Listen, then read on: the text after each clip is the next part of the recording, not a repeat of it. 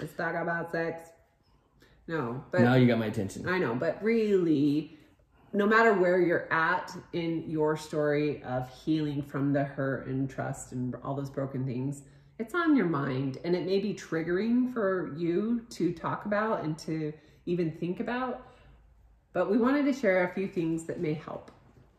So a few things to keep in mind is, well, I'll just share some personal insights. I used to think that sex equaled love, and I really didn't consider a lot else outside of that.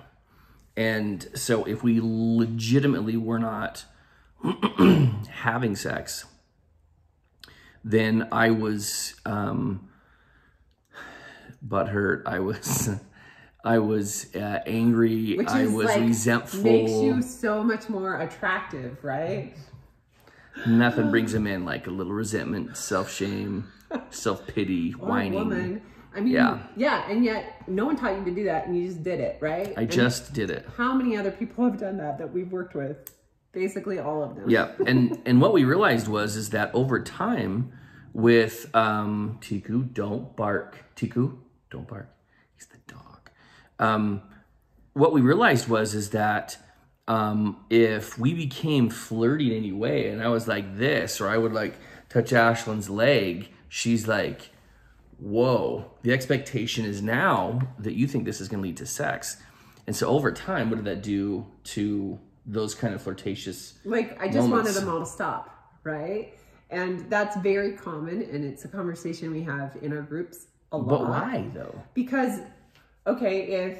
Fair question, right? But why? I think that's an important one to answer. Yes, and this is, I feel like every question is answered with communication.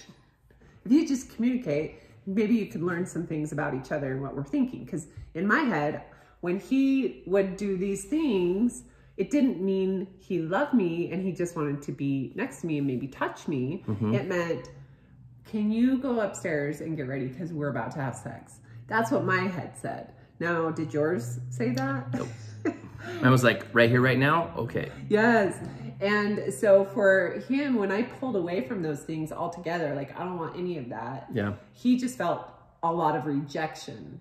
Yes, yes. Which, yeah, I mean, that wasn't the message I was sending, but it was absolutely the message I was sending. Yeah, but the truth is that also strengthened the connotation in my head that sex equaled love. And when we didn't have sex, she was rejecting me. And that's just not how it works. It's not either you're going to have sex or we're going to like touch like and hold hands. Right? It's not. There's like, a lot more to it. If we hold hands and we're just going to leap all the way over here and have sex, that's just not, there's all this room and area in between. And that was something that I never ever knew, I never ever considered. Well, and I'm going to say just the topic of sex, mm-hmm. whether we're having not enough or touch isn't enough, like the never enough mm-hmm. was so like etched in my brain. Mm-hmm. So even when I got to a place where, okay, I don't feel like I'm not enough, I'm enough, it still was like, but not there. Like mm-hmm. in that arena, it will never be enough. And so a lot of therapy sessions we did were like, but just that, like if I could just have this, then it would be enough, right? And so Coby and I, because we started having these conversations that were really hard and always like this. They were really contentious for so long. And a lot of reason why was because we were just saying, we were saying a lot of what we thought the other one believed, what mm-hmm. our narratives were, and we weren't really asking questions. We weren't trying to hear each other. We weren't trying to understand the feelings around what you were feeling and what I was feeling. Yeah. So we finally did some work to move through it. And I'm going to share a couple of different things we've done. Okay. First one was admitting we had a problem. We got a problem. We can't even talk about it without fighting. Sex is a battleground. What's going on? Right. So then Coby is the one who said, I want to do a sex fast. I want to, and sex fast isn't because, I mean, you can do it for so many reasons, but our reason was what? Like a reset. It was, I wanted to reset my brain and how I viewed Ashlynn, because I really just, I didn't always, but a lot of the time I was lusting after Ashlynn, and I knew that my mind was somewhere else. lost. Which, I mean, in truth, we're married. You should lust after your wife.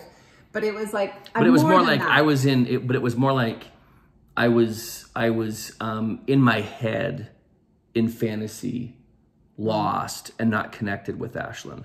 Like and the wasn't simple present. touches, right? So we did this sex fast, and we weren't just not having sex. It was intentional, right? We're learning things, being thoughtful, reflective, journaling during this time. So at the end of it, our therapist suggests we do Sensate. And Sensate focus. And if you're interested, Google it, text version, not video or photo version. Basically, it's just a very intentional, non-erogenous zone touch. And it's very like Coby focused for 1 hour and then Ashlynn focused for 1 hour on different days. And the intention is not to have sex. It's not to turn each other on, but just to like, oh my gosh, like touching right here really makes me feel loved. It really makes me feel connected. And you sometimes, I mean, most of the time you miss those things when it's just from kiss to sex, right? Yeah. And so it forced us to slow down and start kind of rebuilding, not kind of, it started to rebuild what we never really had. Okay? Yes.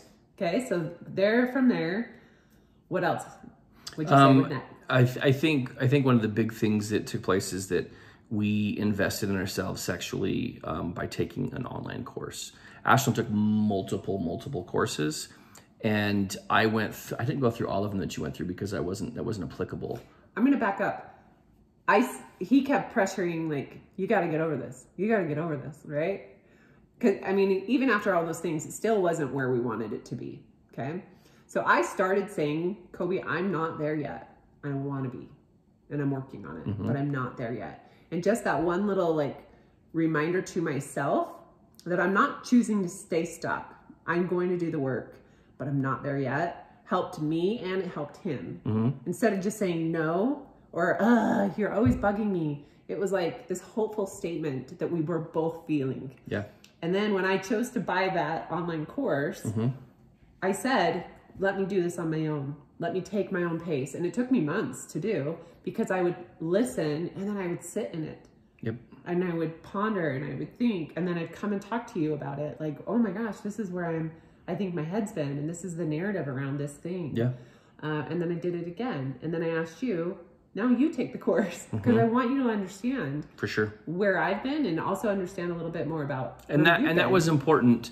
That was an important investment in time because it helped me to slow down and it helped me to understand the content that Ashlynn was going through. It helped me to be more educated myself, and that helped me to be more empathetic and helped me to be more aware and more present. And that was just really cool. I mean, it just brought us together. Yes. Okay. So one of the last things I'm going to say is, and there might be more, but a conversation that we've had the last 20 years we've been married that always ended in a fight, like, or a very strong assumption. And instead of me assuming, I finally asked the question, your famous question, say more.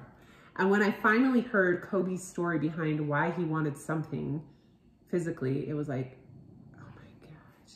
Like, why did we waste 20 years fighting about this thing that I could have just heard the story and been like, oh yeah, that makes sense. Okay. It was such a communicate. It was such a battleground, and it really exposed our own insecurities. It exposed our own shame, and in as much as I was more sexually, I guess, experienced, if you will, in adolescence, I thought that meant that I was also sexually educated. That was the best, is when not necessarily the same things, actually. When I finally did all this work and then we would go to therapy and she's like, but do you know what you want, Coby? And who are you sexually? It was like, oh man. Yeah, there was a lot of it. I own the fact, because it would hit me right in the face, but that I was really ignorant sexually. And not just on sexuality, but sensuality, because there is a difference between the two. And the process of learning about each other has really, really been a beautiful thing. And it's been a very connecting thing. And even to the point of last week, I realized I love Ashlynn's touch. And I just said, Ashlynn, I love when your hands are on me. Yeah, but you got to back up. That sounds a little crazy. I cut his hair. No. Quarantine, I did this. It was before you cut my hair. I knew that I loved your touch, and the quarantine haircut certainly helped.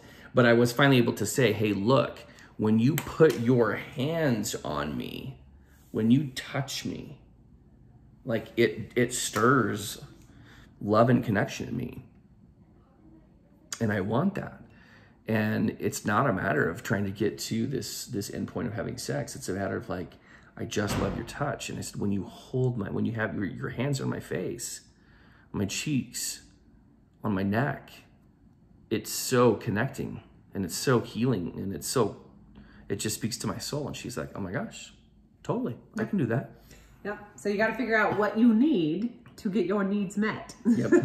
I forgot one really important factor that came into play.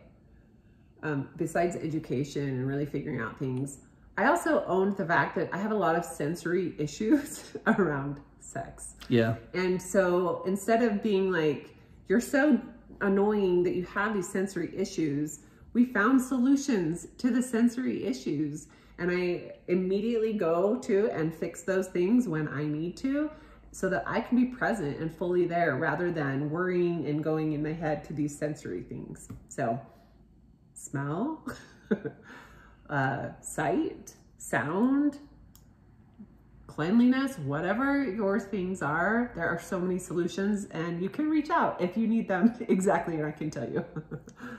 That's it. You got to know yourself in order to eliminate the things that make sex a battleground.